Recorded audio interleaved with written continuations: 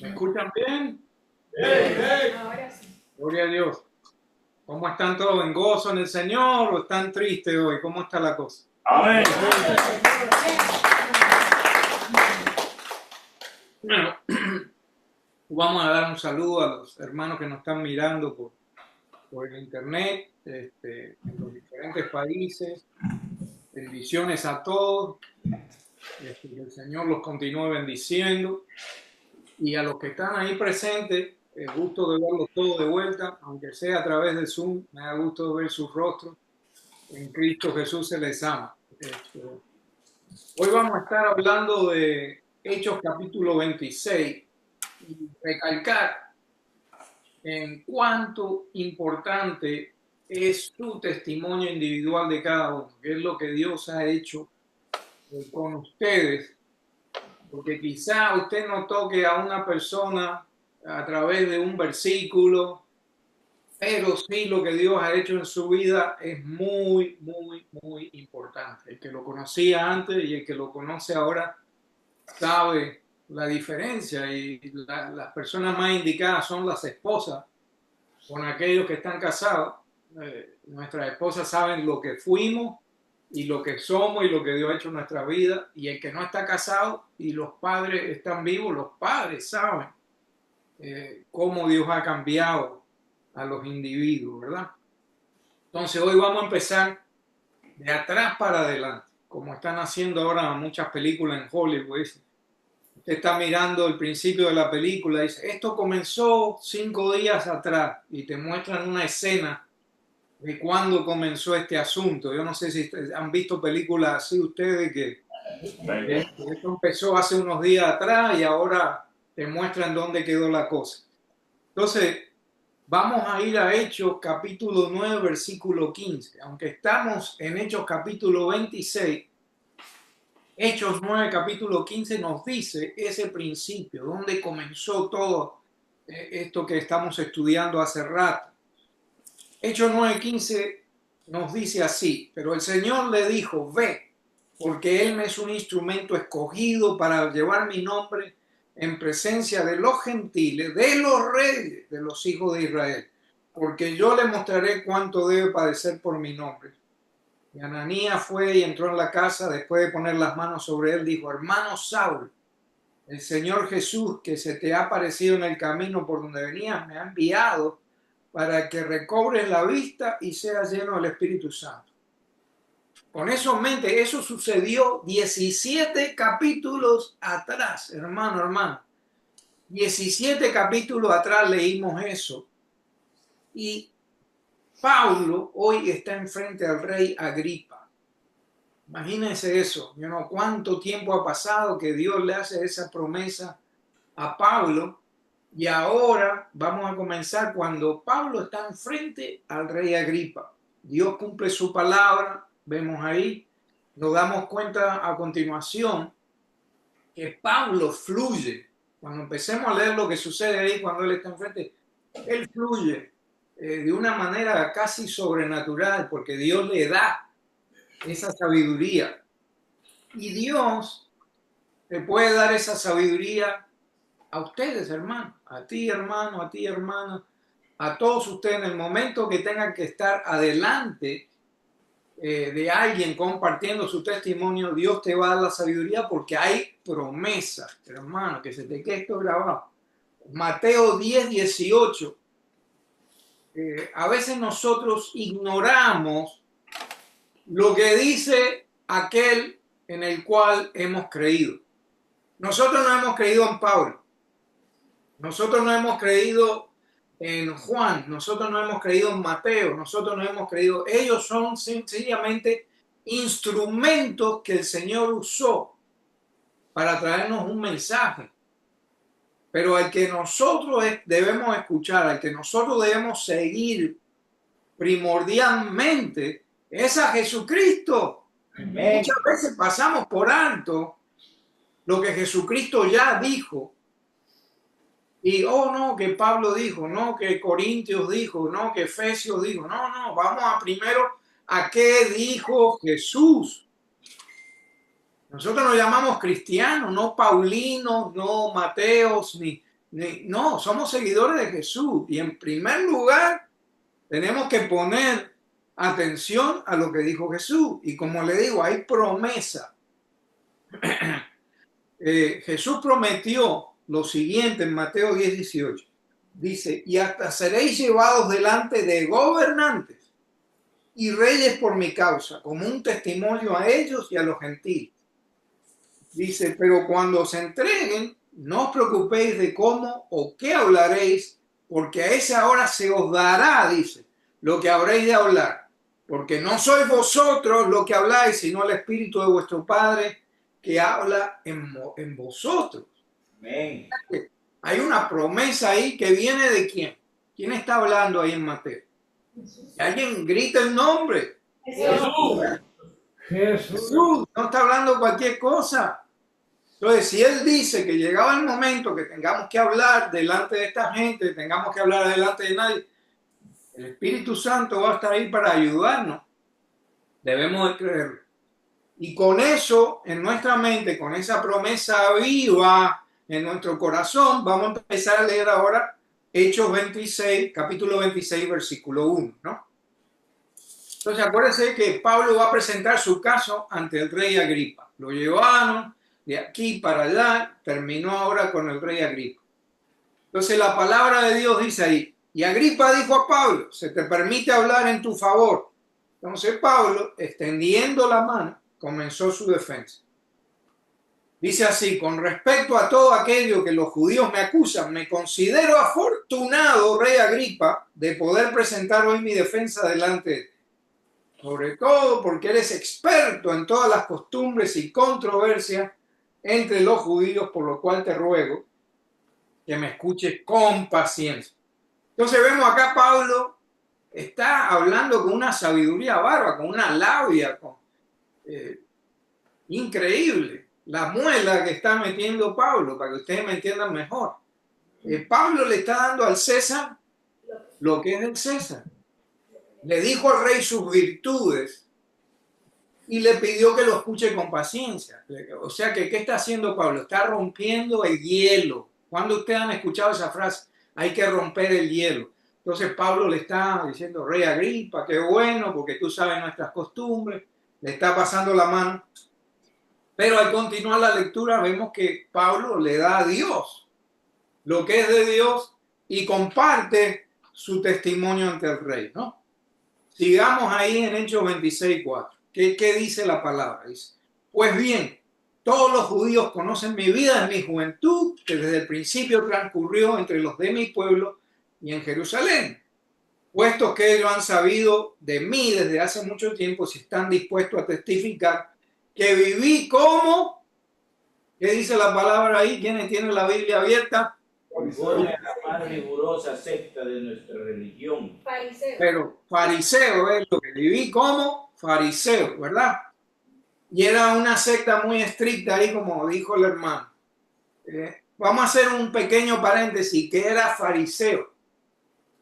Los fariseos eran un grupo prominente durante el segundo templo del 515 a.C.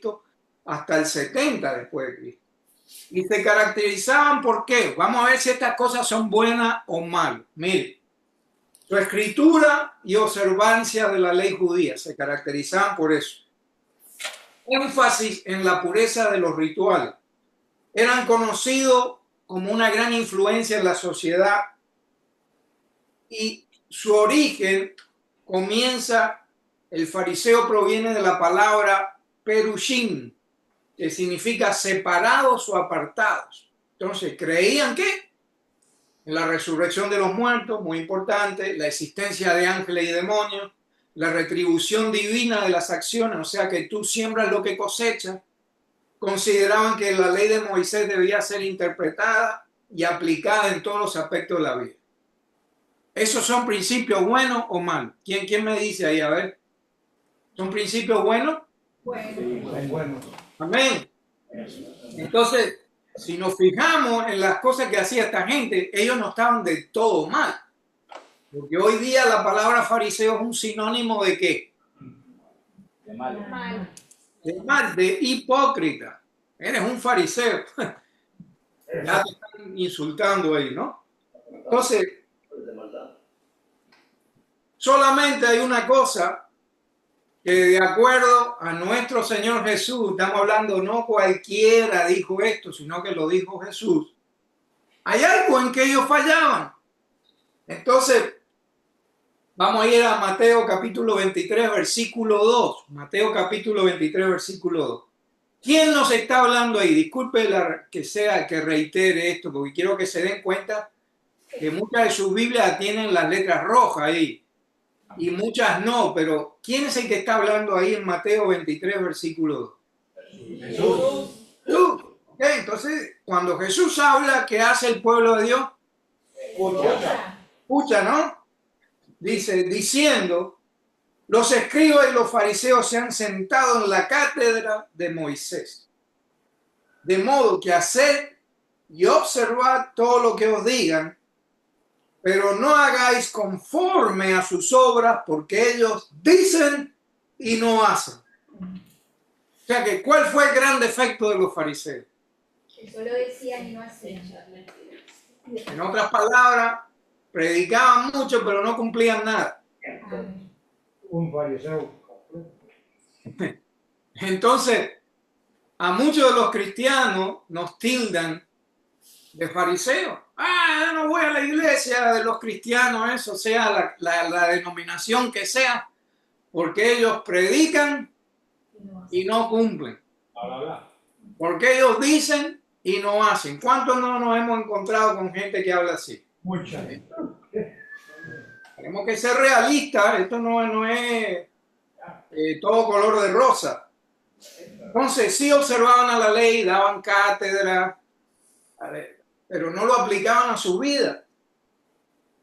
Y eso lo pudimos ver en la manera despiadada que esos fariseos persiguieron primero al maestro, que persiguieron a Jesús. Siempre lo querían prender para darle un abrazo. No. ¿Qué querían hacer? Querían matarlo. Eso era. Entonces, la ley decía, no matarás. Pero los fariseos, ¿qué hacían? Fomentaban ese comportamiento. Vamos a matar a Jesús. Después, ahora con Pablo, lo acabamos de leer, que decía que estaban ayunando. Dice, no vamos a comer ni a beber hasta matar a Pablo. ¿A usted les parece ese un comportamiento de una persona que estudiaban las escrituras y querían aplicar las escrituras a su vida? No creo. Entonces, ¿qué aprendemos de este paréntesis? Que tenemos que tener cuidado de decir y no hacer. La palabra nos dice que el cristiano debe caracterizarse por sí y no. Eso no debe caracterizar. Si usted dice que sí, es sí. Si usted dice que no, es no. No se dé vuelta, no haga las cosas a medias. Porque eso no debe caracterizar, y también el amor por los unos por los otros. ¿Okay? Si usted mira ahí, hay hermanos que no han venido hoy, pero yo siempre he insistido en este punto. Somos hermanos el domingo nada más. Después del domingo, de lunes a sábado, yo no sé qué está pasando ahí con Jorge, yo no sé qué está pasando con el hermano Nico, yo no sé qué está pasando, y viceversa, porque también vamos a ver de esa manera que ustedes entre ustedes son islas individuales. Entonces le hago un reto, nos deben conocer por ser gente, hombres y mujeres de palabra, decir sí, no, y nos deben reconocer por el amor de uno de los otros. ¿Y cómo se demuestra eso? Oye, ¿cómo estás, hermano? Hoy día que no nos vemos cara a cara, sino que todo es por teléfono y peor por texto. Oh, ¿cómo estás, hermano? Ahí con el textito. Por lo menos un textito, hay una carita alegre de esa. Hermano, ¿cómo estás? Hermana, ¿cómo estás? Ese es el amor de uno por los otros, ¿no? Entonces, ¿qué sucede? Pablo, al mencionar que él era fariseo y había sido de esta estricta secta, él está admitiendo también que era uno de los que decían y no hacía. y no hacían. ¿Por qué? Porque vemos cómo él estuvo ahí cuando mataron a Esteban. Vemos cómo él estuvo ahí persiguiendo a la iglesia y a los hermanos por predicar a Cristo. Él sabe lo que es predicar y no cumplir. Entonces él estaba admitiendo al decir, yo fui fariseo, aquel había sido un desastre. Entonces ahora con eso cerramos el paréntesis y seguimos en Hechos 26:6. Entonces Pablo le está diciendo ahí al rey, y ahora soy sometido a juicio por la esperanza de la promesa hecha por Dios a nuestros padres, que nuestras 12 tribus esperan alcanzar al servir fielmente a Dios noche y día, y por esta esperanza, oh rey, soy acusado por los judíos. Él está hablando de un futuro, él está hablando de la eternidad, él está hablando de lo que nos habla el libro de Apocalipsis, empezando en el 4:4, Apocalipsis capítulo 4, versículo 4, que dice, y alrededor del trono había 24 tronos, y sentados en los tronos 24 ancianos vestidos de ropas blancas con coronas de oro en la cabeza. Vamos a saltar al versículo 8.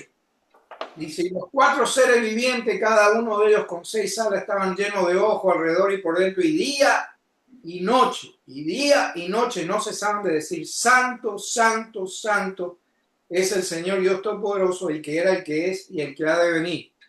Y cada vez dice que los seres vivientes dan gloria y honor, acción de gracias al que estaba sentado en el trono, el que vive por los siglos de los siglos. Dice, los 24 ancianos se postran delante del que está sentado en el trono y adoran al que vive por los siglos de los siglos y echan sus coronas delante del trono diciendo, digno eres, Señor, Dios nuestro, de recibir la gloria, el honor, el poder, porque tú creaste todas las cosas y por tu voluntad existen y fueron creadas. Los 24 ancianos aquí representados que están ahí las 24 horas, día y noche, con los seres, estos eran sencillamente los 12 apóstoles y los 12 antiguos patriarcas que representaban a cada tribu de Israel.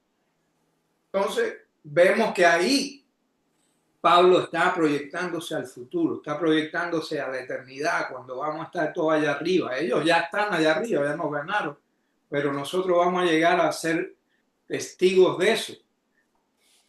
Cuando usted quiera saber cómo el cielo luce, guíese por la Biblia. Guíese por la Biblia.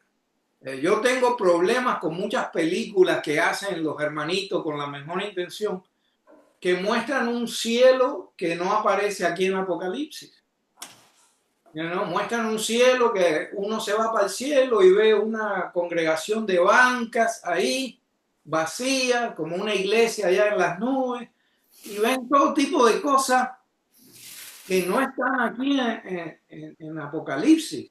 Es la única descripción que se ve de lo que vamos a encontrar allá arriba. Entonces tenemos que tener mucho cuidado con las películas que vemos, que describen un cielo no como el que nos describe la Biblia, ¿no? Eso aprendemos de eso.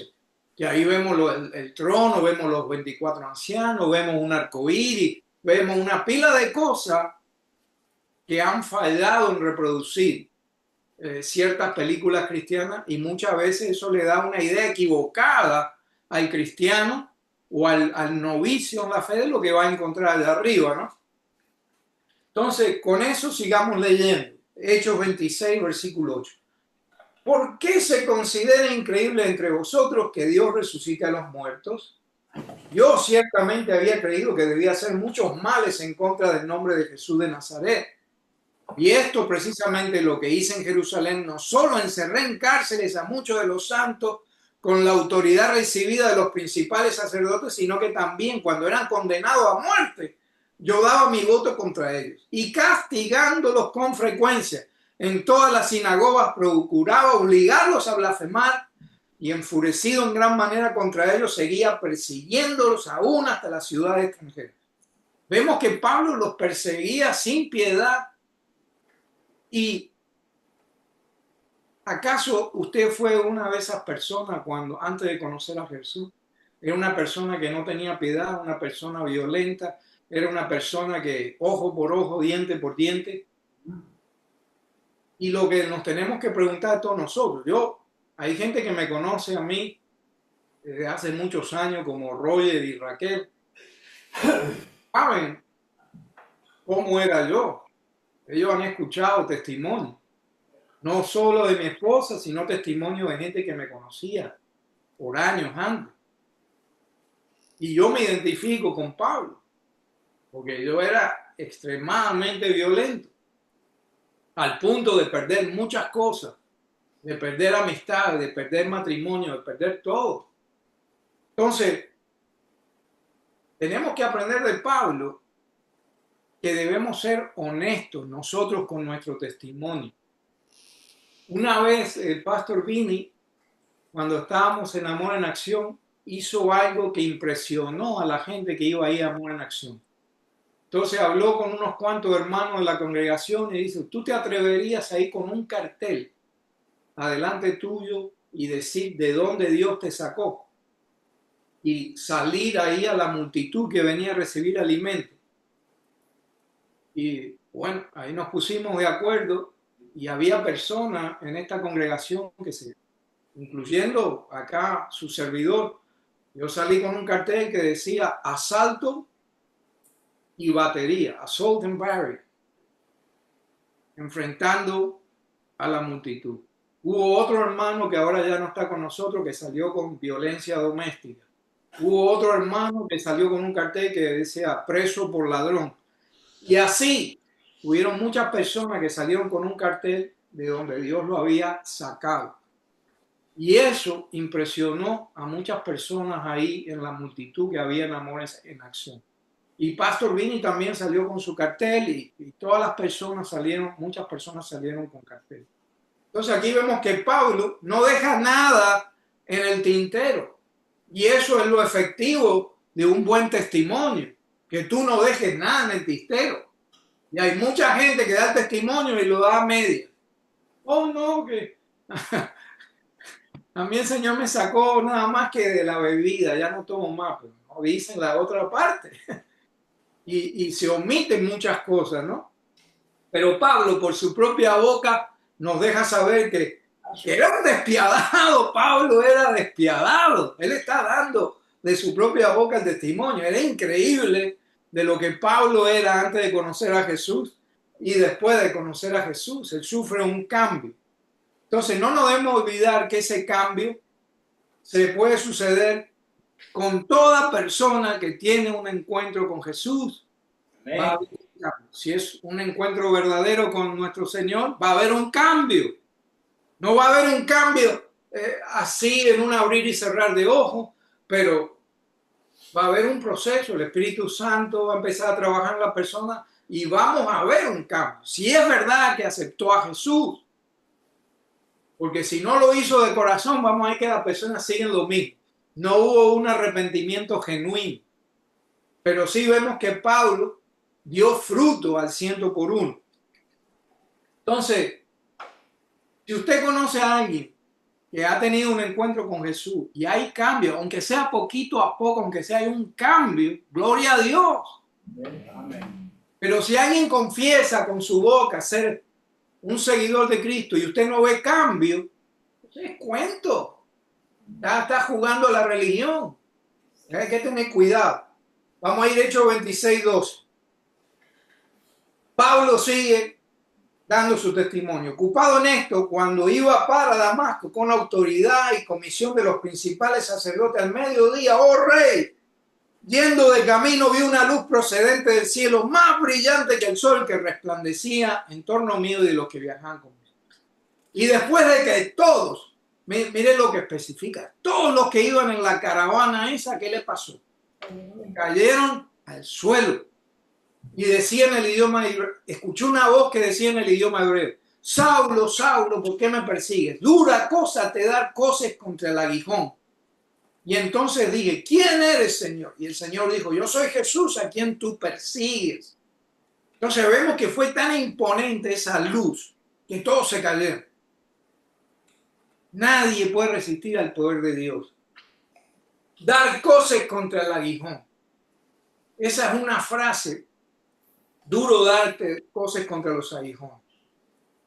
es el afilado aguijón que el labrador lleva para empujar a los bueyes. Y esta metáfora no era una metáfora judía, no era un dicho judío, era un dicho de los griegos, de los romanos, de todos esos pueblos que andaban por ahí en esa zona. Y mire si nuestro Señor es inteligente, que usa una metáfora que no era judía, era algo que usaba la gente de la zona, y le habla a Pablo, que Pablo primeramente era ciudadano romano. Y Pablo, si usted estudia la vida de él, él tenía conocimiento de la filosofía griega, de los filósofos de la época. Pablo es un tipo muy preparado, y el Señor usa esa frase: qué duro es dar coces contra el aguijón, ¿no? Entonces, vemos que nuestro Señor habla con Pablo con términos que le eran familiares.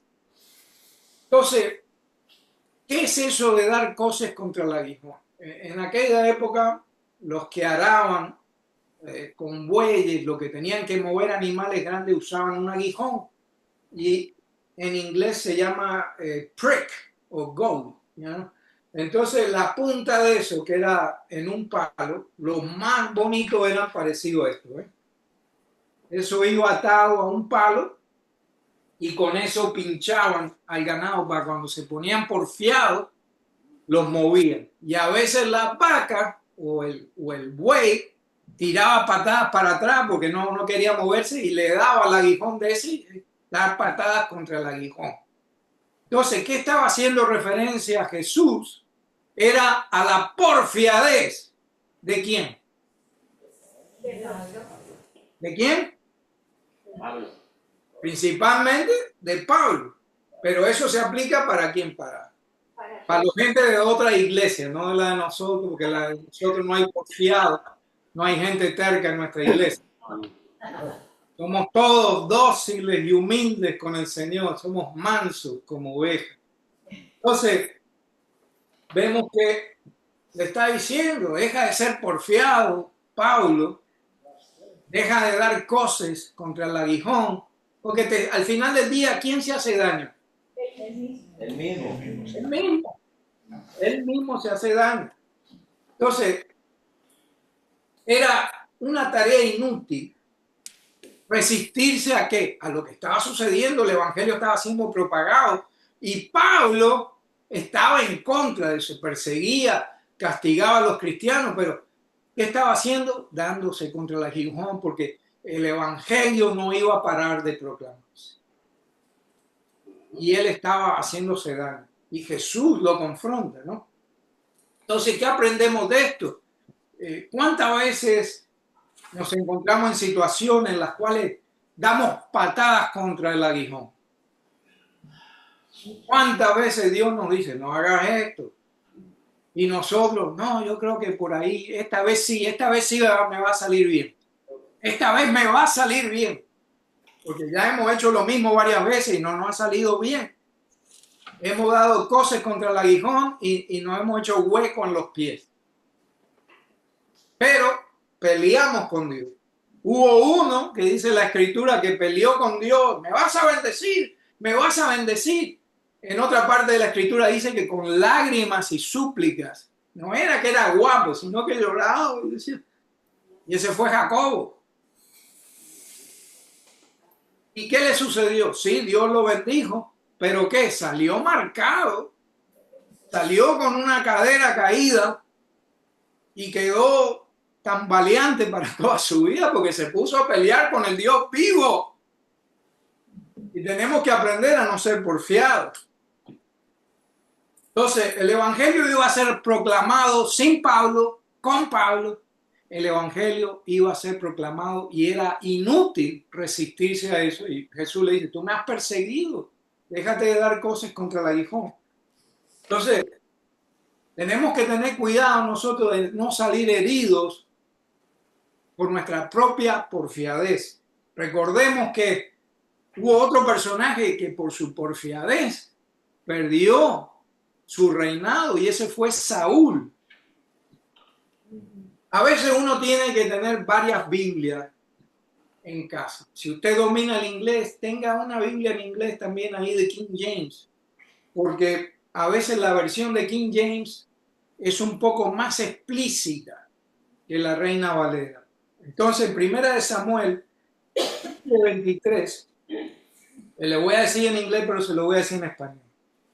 Dice, for rebellion is as the sin of witchcraft, and stubbornness is as iniquity and idolatry. Habla de rebelión y de porfiadez, de terquedad. Because thou hast rejected the word of the Lord, and also hast rejected thee from being the king. Eso traducido al español dice, porque la rebelión es como el pecado de hechicería y la terquedad como iniquidad e idolatría. Por haber rechazado la palabra del Señor, Él también te ha rechazado para que no seas de Él. Rey. Pero vemos que en la versión de Reina Valera no sale la palabra terquedad. En la versión de inglés sí sale que la terquedad es algo nocivo. ¿Sí? Cuidado con la porfiadez, con la terquedad. Y la palabra terquedad en judío es la palabra patzar, que significa picotear, una gente que siempre está discutiendo, una gente que siempre está ahí. Picotear, presionar y sinónimo de terquedad. ¿Ok? Tenemos que tener cuidado porque dice que la terquedad para Dios es como idolatría, al mismo nivel. Si tú eres un terco o una terca o porfiado o porfiada, para Dios es lo mismo que seas un idólatra. Entonces tenemos que tener cuidado con la porfiadez. Pablo era bien porfiado, tanto que el Señor le tuvo que decir, oye, ¿hasta cuándo vas a seguir dándote la cabeza contra la pared? ¿No? Entonces, ¿qué sucede? Muchas veces venimos al Señor con muchos defectos. Con muchos defectos. Pablo era porfiado, Pablo era despiadado, Pablo era persistente. ¿Quién no está de acuerdo con que él era persistente en perseguir a los cristianos? Era persistente y lo seguía. Entonces, ¿qué hace Dios cuando Pablo se convierte? Usa todos esos defectos. Esos defectos pasan a transformarse ¿en qué? En cosas buenas. Pasan a transformarse en virtudes. ¿Por qué? Porque esa porfiadez de Pablo, Dios la usa para que él llegue y persevere hasta llegar ante un rey y va a llegar ante el César. Entonces, Dios usa las cosas malas muchas veces en nosotros y las transforma, ¿para qué? Para bien. Hay gente ahí afuera que han escuchado la palabra indomable. Ese hombre es indomable. No hay quien lo haga doblegarse. Y cuando viene el Señor, ¿qué hace el Señor con esa manera de pensar indomable? La usa para que ese hombre no se doblegue ante nadie más que Dios y siga presionando y siga predicando y siga hablando. Yo no voy a dejar de hablar, yo no voy a dejar de predicar. Dios usa esas partes del carácter de las personas para bien. El orgullo no es nada bueno. El orgullo no es nada bueno, la Biblia nos habla de eso. Pero si usted tiene amor propio para las cosas buenas, tiene amor propio para su persona, tiene amor propio para cuidar a su familia, tiene amor propio de decir yo soy cristiano y no me voy a echar para atrás. El amor propio no es nada malo. Pero si usted lo usa mal es como un martillo. Lo bueno es que Dios va a usar todo lo que es usted, lo bueno, lo malo y lo feo. ¿Para qué? Para la gloria de su nombre, para la gloria de su nombre. Entonces, vemos que eso leímos en Hechos, lo que sucedió, vino un resplandor, todo el mundo se cayó. También en Hechos capítulo 22 repite exactamente lo mismo, pero no nos da mucho detalle de la conversación privada que tuvo Pablo con Jesús. Entonces ahora en el libro de los Hechos, capítulo 26, versículo 16, vamos a poder ser testigos de lo que Jesús le dijo a Pablo en ese momento, ¿no? Porque por primera vez aparece todo el contexto, toda la historia, ¿no? Entonces, Hechos 26, 16 dice: pero levántate y ponte en pie, porque te he aparecido con el fin de designarte como ministro y testigo, no solo de las cosas que has visto, sino también de aquellas en que me apareceré a ti, librándote del pueblo judío de los gentiles, a los cuales yo te envío, para que abras tus ojos, a fin de que se vuelvan de la oscuridad a la luz, del dominio de Satanás a Dios, para que reciban por la fe en mí el perdón de los pecados y herencia entre los que han sido santificados. ¡Wow! ¿Quién dice gloria a Dios? Amén. Por eso Gloria a Dios. Jesús se reveló personalmente ante este hombre imperfecto, pecador, asesino, despiadado. Jesús le dijo: mira, de ahora en adelante, esto es lo que vas a hacer por mí. Esto es lo que vas a hacer por mí. Vas a predicar el evangelio, vas a hacer la gran comisión, vas a llevar personas de la luz a las tinieblas, de las tinieblas a la luz, al revés. Y eso es lo que quiero que hagas. Y eso no es solo para Pablo, porque después en Marcos capítulo 16, cuando usted lee la gran comisión, eso es para todos los que creen. Si usted cree, esa promesa es para usted. Entonces, qué privilegio, ¿no? Entonces, sigamos leyendo el testimonio de Pablo. En el versículo 19 dice: por consiguiente, oh rey Agripa, no fui desobediente a la visión celestial, sino que anunciaba primeramente a los que estaban en Damasco, también en Jerusalén, toda la región de Judea y aún a los gentiles que debían arrepentirse y volverse a Dios haciendo obras dignas de arrepentimiento. Ve que una lección dentro de la lección. Tiene que haber arrepentimiento para saber que una persona de verdad ha hecho un cambio en su vida. Tiene que haber arrepentimiento. La gente dice: yo no sé por qué el Señor no bendice, porque la bendición y la misericordia de Dios viene con el arrepentimiento. Si tú quieres seguir haciendo todo lo que hacías antes, no esperes bendición, no esperes misericordia. El arrepentimiento es muy importante. Entonces seguimos en el 21. Por esta causa algunos judíos me prendieron en el templo, trataron de matarme. Así que habiendo recibido ayuda de Dios continua este día, testificando a pequeños como a grandes, no declarando más que lo que los profetas y Moisés dijeron que sucedería. El Cristo había de padecer y por motivo de resurrección entre los muertos debía ser el primero en proclamar luz tanto al pueblo judío como a los gentiles. Sabemos que Moisés aplicaba lo que era la ley, los primeros 5 libros del Antiguo Testamento. Y también, no solo los libros de la ley, sino que todo el Antiguo Testamento está rociado de partes que hablan de Jesús, directamente e indirectamente. Les voy a nombrar algunas, por si usted la quiere apuntar.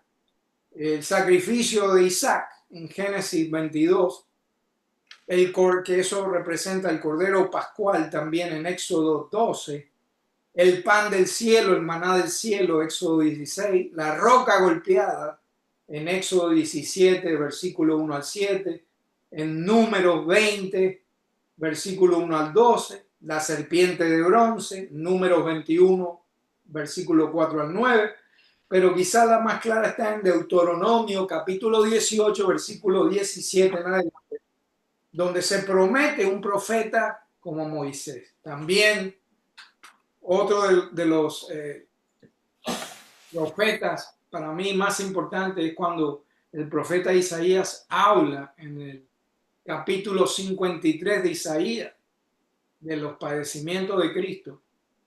Malaquías también, capítulo 4, versículo 2, que dice que se levantará el sol de justicia con salvación en sus alas. Wow.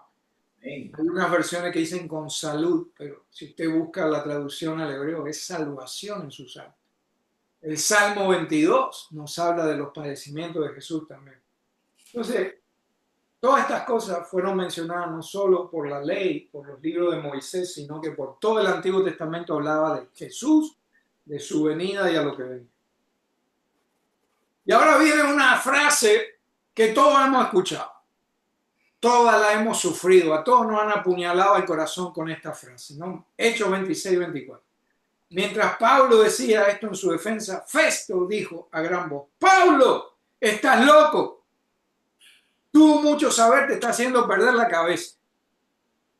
¿Cuántos de ustedes, hermano, hermana, cuando llegaron a los pies de Cristo, familiares, amigos, vecinos, este está loco?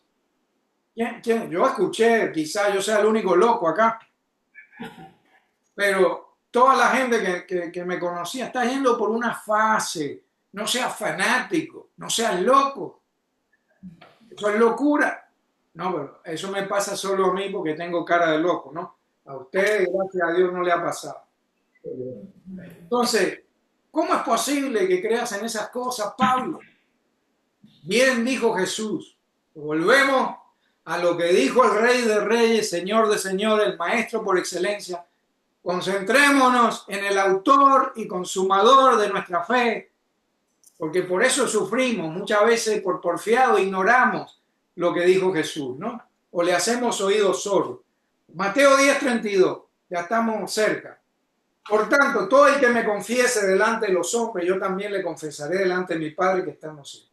Pero cualquiera que me niegue delante de los hombres, yo también le negaré delante de mi Padre que está en los cielos. Preste atención, esto es para nosotros, no se engañen. No penséis que vine a traer paz a la tierra, no vine a traer paz sino espada, porque vine a poner al hombre contra su padre, a la hija contra su madre, a la nuera contra su suegra. Los enemigos del hombre serán los de su misma casa. Entonces vemos que cuando uno se convierte, va a tener persecución, inclusive adentro de casa. Va a venir gente a decirte: estás loco, estás loca. Pero tenemos que seguir adelante. Y Jesús nos dice también: el que ama al padre, a la madre, más que a mí, no es digno de mí. El que ama a hijo o a hija más que a mí, no es digno de mí. El que no toma su cruz y sigue en pos de mí, no es digno de mí. El que ha hallado su vida la perderá, y el que ha perdido su vida la hallará. El que os recibe a vosotros, a mí me recibe, y el que me recibe a mí, recibe al que me envía. ¡Wow! No esté desconsolado, hermana, si tiene fricción en casa, si tiene resistencia en casa, porque nadie se va a poder resistir a esa luz. Cuando Jesús se apareció a toda esa gente, a esa caravana, la luz fue tan intensa que todos se cayeron al piso.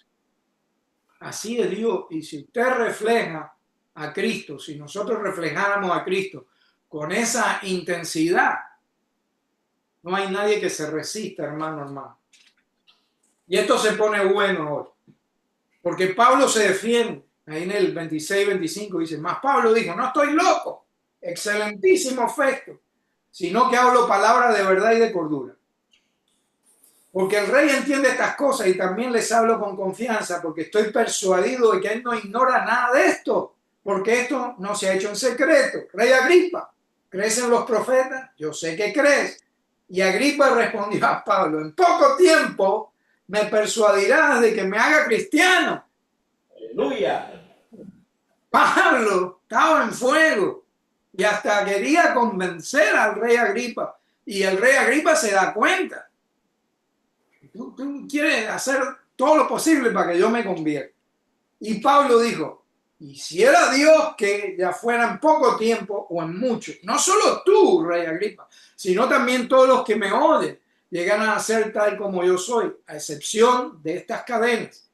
Entonces el rey, el gobernador Berenice y los que estaban sentados con ellos se levantaron. Y mientras se retiraban, hablaban entre ellos diciendo: este hombre no ha hecho nada que merezca muerte o prisión.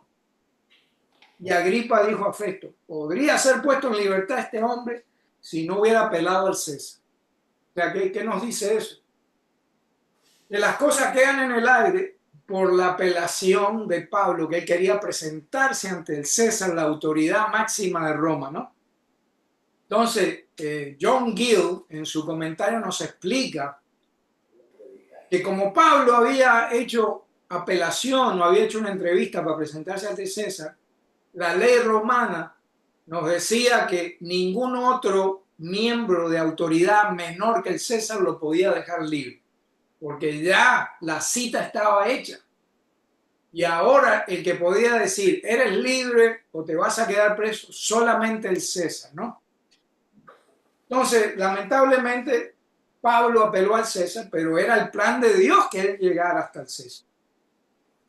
Después de ver todas estas cosas que le han pasado a Pablo, nos damos cuenta que Dios usa a este siervo imperfecto para llevar el evangelio a personas en autoridad. Dios usa a este individuo cuya porfiadez y terquedad lo llevó a perseguir a la iglesia, lo llevó a dar coces y patadas contra el aguijón. Ahora Dios usa sus defectos como virtudes y usa esa perseverancia de Pablo, de perseguir, usa esa perseverancia ¿para qué? Para predicar el evangelio. Ahora, hermano, hermana, le digo esto seriamente. Déjese de pensar que usted tiene que ser perfecto para servir a Dios. Eso es una mentira del diablo. Usted sirva a Dios en la condición que está y el que lo va a cambiar va a ser el Espíritu Santo. Usted mismo no se puede arreglar. Si usted lee su Biblia, se va a dar cuenta que desde el principio de Génesis hasta el final en Apocalipsis, es un grupo de personas imperfectas que Dios usó para su gloria. Porque ninguno de los padres de la fe era perfecto, ninguno de los apóstoles eran perfectos. Aún así Dios los usa. ¿Por qué? La respuesta a esa pregunta está en 2 de Corintios 12:10. Si yo fuera usted, cojo ese versículo y lo pego en el espejo del baño, lo pego en la mesita de noche. Cada vez que venga el diablo a susurrarle al oído que usted no puede servir porque usted es imperfecto, porque usted todavía tiene defectos, porque usted todavía tiene cosas que tiene que trabajar en su vida. No, yo no puedo, yo no soy digno. Y le vengan todas esas ideas del diablo a su cabeza. Lea estos versículos. Estos versículos le van a abrir los ojos y lo van a hacer seguir adelante. ¿Amén? 2 de Corintios capítulo 12, versículo 10. Le pido al Señor que esto se le quede grabado en la cabeza. Por eso me complazco en las debilidades, en insultos, en privaciones, en persecuciones y en angustias por amor a Cristo. Porque cuando soy débil, soy fuerte. Recuerde eso, hermano. Y también le voy a dar otro más de yapa, otro más de regalo, para que no se le olvide que Dios escoge a quien Él quiere escoger, no a lo que la sociedad quiere. Amén. 1 de Corintios capítulo 1, versículo 26. 1 de Corintios capítulo 1, versículo 26. Espero que no se te olvide, Asunción, porque te veo ahí que estás memorizando, pero dile ahí a tu hija que lo apunte o alguien que tenga un cuadernito, y así están todos, no los veo apuntando. 1 de Corintios 1:26. Escuche esto, muy importante. Pues considerar, hermanos, yo le voy a agregar ahí hermanas también, porque esto es para todos, no solo para los hermanos, sino hermanos y hermanas. Vuestro llamamiento, no hubo muchos sabios conforme a la carne, ni muchos poderosos, ni muchos nobles, sino que Dios, preste atención a esto, que se le quede grabado, que Dios ha escogido los necios del mundo para avergonzar a los sabios, y Dios ha escogido lo débil del mundo para avergonzar a lo que es fuerte, y lo vil y despreciado del mundo ha escogido Dios, lo que no es, para anular lo que es. Pero que nadie se jacte delante de Dios, mas por obra suya estáis vosotros en Cristo Jesús, el cual se hizo para nosotros sabiduría de Dios, justificación, santificación y redención, para que tal como está escrito, el que se glorie en el Señor. Amén. Hay promesa para todos nosotros que no somos perfectos. Hay promesa para todos nosotros que nos sentimos excluidos. Hay promesa para todos nosotros que nos sentimos menos. Dios escogió de lo vil, de lo débil, de lo despreciado del mundo para la gloria de su nombre. Amén.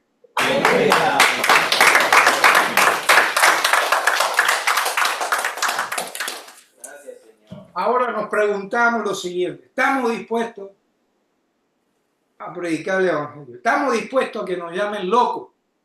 ¿Estamos dispuestos a sufrir persecución? Amén. Jesús nos dijo: el que no toma su cruz y sigue en pos de mí no es digno de mí. Pero no quiero ser cristiano. Es mucho dolor de cabeza, dirán mucho, pero vale la pena. En Juan 16:31 dijo: Jesús le respondió: ¿ahora creéis? Mirad, la hora viene, ya ha llegado, en que seréis esparcidos cada uno por su lado y me dejaréis solo. Y sin embargo no estoy solo, porque el Padre está conmigo. Nosotros no estamos solos. Jesús y el Padre están con nosotros. Y dice Jesús: estas cosas os he hablado para que en mí tengáis paz. En el mundo tendréis tribulación, pero confiad, yo he vencido al mundo. Y viene, con esto voy a cerrar con esta última promesa. Mateo capítulo 28, 18. Y acercándose Jesús les habló diciendo: toda autoridad me ha sido dada en el cielo y en la tierra. Id pues a ser discípulos de todas las naciones, bautizándolo en el nombre del Padre, del Hijo y del Espíritu Santo, y enseñándoles a guardar todo lo que los he mandado.